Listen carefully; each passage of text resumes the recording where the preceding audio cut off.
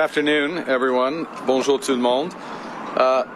Aujourd'hui, j'ai eu la première d'une série de réunions visant à établir une nouvelle relation globale entre le Canada et les États-Unis. President Trump and I met today as leaders of two sovereign independent nations. And I want to thank the President and the members of his cabinet that attended for welcoming me and my colleagues to the White House and for our very constructive discussions. I conveyed to the President today what our countries have long proven to be true, that Canada and the United States are stronger when we work together. We can get a better deal for our workers. We can create more opportunities for our businesses.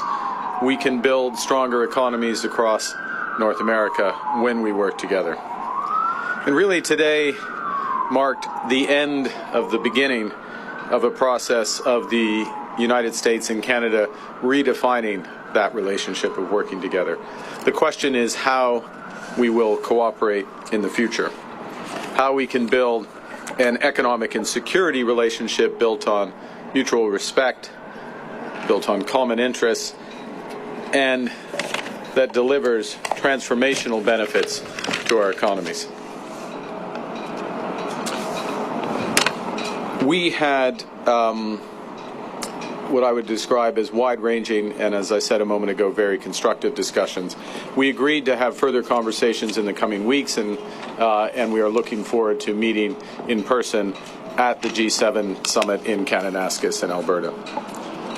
Now, while that's going on, in Canada, we will focus on what we can control. Alors, demain, je réunirai avec les premiers ministres pour un appel afin de faire le point sur les conversations que nous avons eues ici aujourd'hui et de discuter du travail qui nous attend. We are going to reinforce our strength at home. We will reinforce Canada's security for an increasingly dangerous and divided world. We will transform our border security, our security in the Arctic, and our support for our allies around the world. We'll build an economy that creates jobs, grows incomes, and withstands shocks, when, in fact, the strongest economy in the G7, an economy that works for everyone. Nous allons bâtir une économie canadienne renouvelée, où tous peuvent réussir dans un monde qui est en train d'être profondément transformé. Nous allons bâtir les infrastructures qui permettront à nos entreprises de rejoindre de nouveaux marchés autour du monde. Et nous allons bâtir une seule économie canadienne, pas 13. We are masters in our own home, and we can give ourselves far more than any foreign government can ever take away.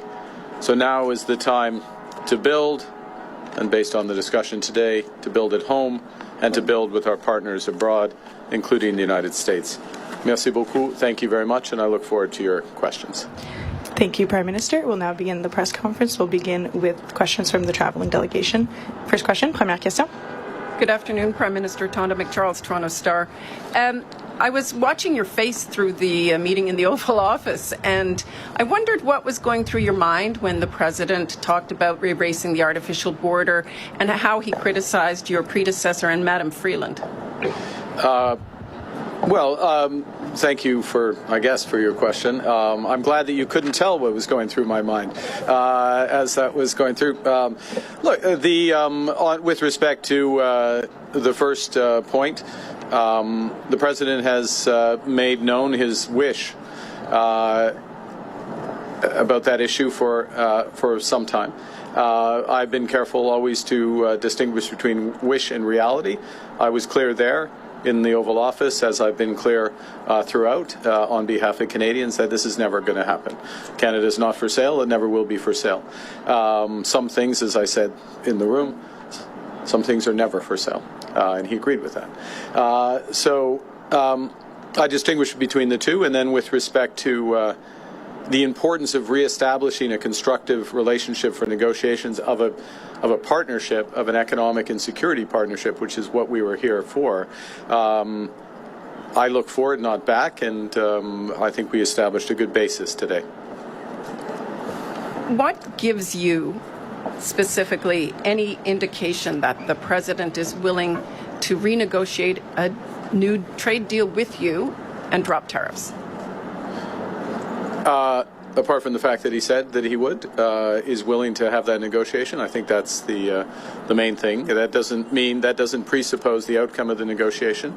As I've emphasized, it's a complex negotiation. There'll be zigs and zags, difficult aspects to it, but the prospect is there. We discussed it in more detail, and as I said a moment ago, we'll be following up both between officials, but also he and I in the coming weeks. Thank you. Bon, sorry. Thank you. Thank you. Bonjour, M. Carney. Bonjour, madame. Avec quoi ressortez-vous concrètement de cette rencontre avec M. Trump? Well, nous avons eu une discussion à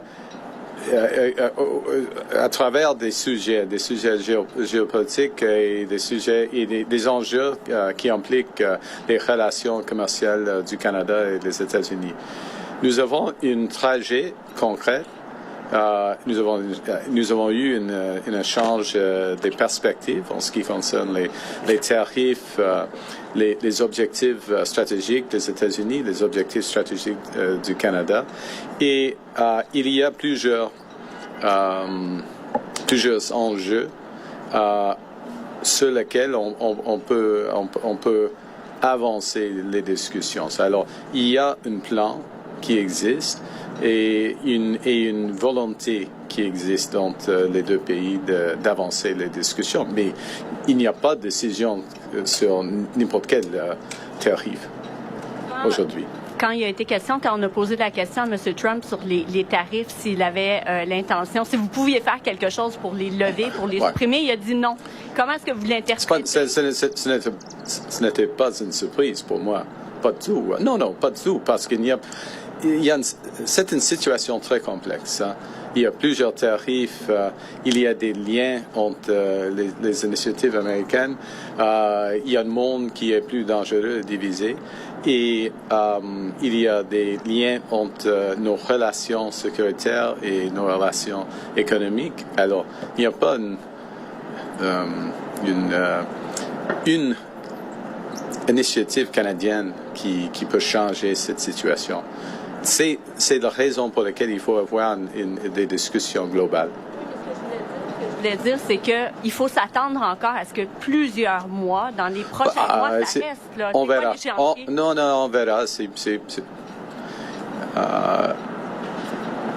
On verra combien de temps ça va prendre. Prochaine question. C'est pas nécessairement comme ça. Hi, Prime Minister. Joanna Smith from The Logic. At one point during the meeting in the Oval Office, the President, when talking about the tariffs and talking about a deal, also made very clear that when it comes to autos, his goal is to have car makers make them in the U.S. and for the tariffs to not make any economical sense to be made in Canada anymore. Do you anticipate lifting tariffs on autos at any point? And what did you tell him in the room about that topic? Well, we had discussion about all the major issues in the room, so to speak, in the lunch afterwards, including autos, and specifically, without going into the full details, the strategic position of the North American auto industry, or more specifically, the Canadian-U.S. auto industry, versus foreign competition, including from Asia, and how that could be enhanced. I and the Canadian government, and I would say the Canadian auto industry, I would actually say the auto industry as a whole, is of the view that Canadian auto workers, Canadian auto companies, Canadian parts companies, Canadian steel, Canadian aluminum, all play an important role in enhancing the competitiveness of American auto companies. So we will continue to press that case and look for an arrangement that takes full advantage of it for the benefit of the United States, but of course, from our perspective, very much for the benefit of Canada. And what did he ask you about China in your closed-door meetings, and what did you tell him? That's why they're closed door. Well, yeah. Next question. We had a wide-ranging discussion. Next question, prochaine question. Yeah. Bonjour, M. Carney. Michel Bonjour. Sabat, la presse canadienne. Je vais essayer de faire du chemin sur la question de ma collègue Mélanie un peu plus tôt. Est-ce que vous repartez avec quoi que ce soit de tangible au niveau du commerce, des droits de douane? Et comme j'ai dit il y a quelques jours, je n'attendais pas qu'il y aura des fumées blancs ici. OK? Parce que ce sont des négociations, comme je viens de dire, très complexes. Il y a beaucoup d'aspects. Mais on a fait de progrès. Nous avons eu des échanges très compréhensifs, très tangibles. Et il y aura des réunions entre les ministres et les fonctionnaires. Et puis, entre lui et moi, Monsieur le Président, et moi, sur l'appel, et en Alberta au mi-juin. Alors, on a fait de progrès, mais toujours dans les négociations commerciales, n'importe quelle négociation commerciale, il y a un processus et le fin, et pas nécessairement de progrès qui est apparent pendant les négociations. Ça, c'est la vie des négociations. Okay? Parlant de In English, to summarize, look, in a negotiation, you don't get like little elements of it. You get an end to a negotiation. We're having a very complex negotiation about a wide range of issues. And it's, as I said before I came here, I wouldn't have expected white smoke coming out of this meeting. That was not my expectation, because of the nature of the negotiation. So you don't expect to have specific progress as things move along, even when you're making progress, because it's that's why it's a global negotiation. Parlant de l'Alberta, que pensez-vous de l'idée de Daniel Smith d'encourager la tenue d'un référendum sur la souveraineté de l'Alberta? Le Canada est plus fort que quand nous travaillons ensemble comme Canadiens et Canadiens. Et je suis albertain. Et je crois fièrement en Canada. Alors, on peut poser les questions, mais pour moi, la réponse est claire. Canada's stronger when we work together. As an Albertan, I firmly believe that. You can always ask a question, but I know what I would respond clearly. Prochaine question, next question. Bonjour, M. Carney, Olivier Ferrand-Boissé de TVA. Est-ce que M. Trump vous a convaincu qu'il voulait bel et bien renégocier l'accord de libre-échange? Parce que ça semblait pas clair dans le bureau avant tout à l'heure. C'est clair. Oui. Ouais. Plusieurs reprises que... C'est clair qu'il y aura... Ouais. Nous avons commencé la renégociation de nos relations commerciales, y compris l'ALENA. OK? Vous aviez dit à plusieurs reprises que, selon vous, M. Trump voulait nous briser pour nous posséder. Est-ce que c'est encore votre lecture de ses intentions après votre rencontre d'aujourd'hui? Moi, je crois nous sommes forts. Et le Canada devient de plus en plus fort, jour après jour, semaine après semaine, avec le nouveau gouvernement. Alors, il va être déçu de cette idée. Prochaine question. Next question. Good afternoon, Prime Minister. JP Tasker, CBC News. How are you? Hi. I'm well, thank you, JP. Good. How are you? I'm good. Good. Do you feel better or worse about Canada-U.S. relations after meeting with the President today? It was a very constructive meeting. I feel better about the relations in the sense of, in many respects, one, the posture, if I can put it that way, or the positioning the president took towards us. Secondly, the breadth of discussion and how concrete the discussions were. These are the discussions you have when you're looking to find solutions, as opposed to laying down terms, if you will.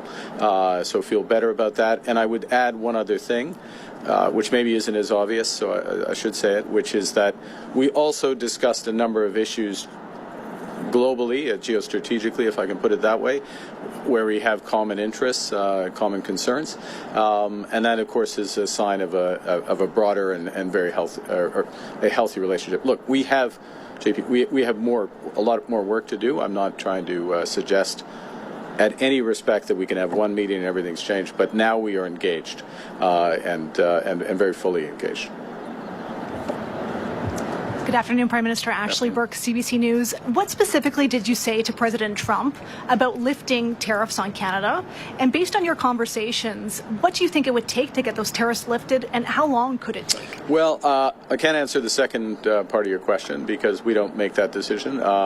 But certainly press the case in a number of areas where we think the tariffs should be lifted. And specifically, I'll give an example with respect to the scourge of fentanyl and the considerable efforts that have been made at our border and behind the border in terms of raids as well.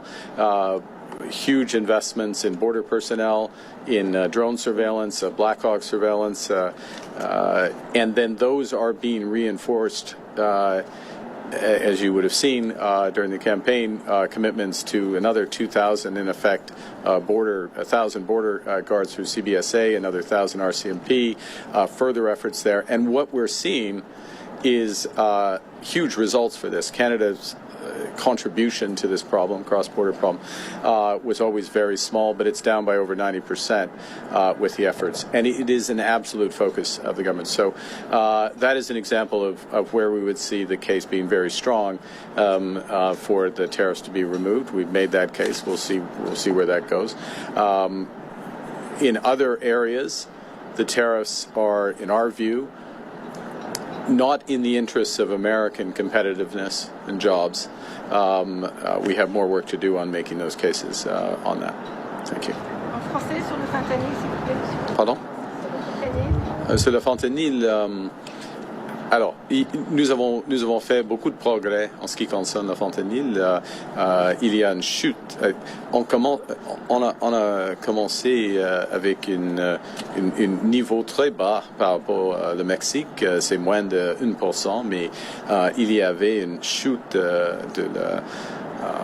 le niveau, le montant de fentanyl. C'est presque 0,1% maintenant. Des exemples. Alors, mais c'est pas par hasard parce que nous avons investi beaucoup en ce qui concerne la sécurité de notre frontière et mon gouvernement va réinvestir de plus, 20% de plus par exemple par rapport les agents de la frontière. Alors, le cas pour enlever ou supprimer les tarifs de fentanyl est très fort maintenant. Thank you. We'll have time for one last question and follow-up. Dernière question, une question de suivi. Hi, Prime Minister. Stephanie Taylor with the National Post. I heard you say, there's a difference between the president's comments around Canada becoming a 51st state as a wish versus a reality. You told him that Canada was not for sale. But many Canadians are offended and deeply angered by the fact that he keeps repeating this comment. So have you asked the president to stop calling Canada the 51st state? Yes. Today. Okay, specifically, what did you ask him? Exactly what you just said. But what words did you use? How did you ask him? Look, I gave you an answer. Do you have a follow-up? En français. What was his answer? Well, we'll look. I don't know. He's the president. He's his own person. I would go back to showing the difference between a wish and a reality. We're very clear. I've been very clear publicly, consistently. I've been very clear in private.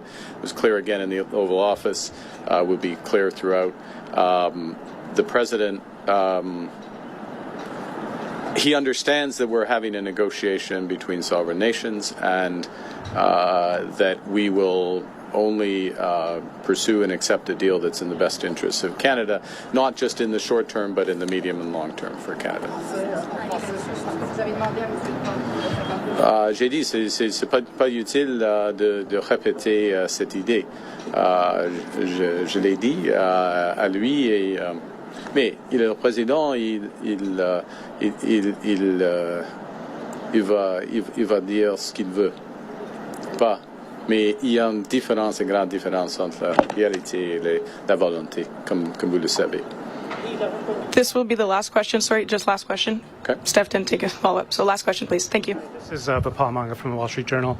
Given what's happened with the USMCA and the tariffs that Canada is facing, how do you trust that the U.S. right now is negotiating in good faith, and how do you trust any deal you sign with them? We'll make that determination over the course of the negotiations. I mean, that's the bottom line on that. It's a process.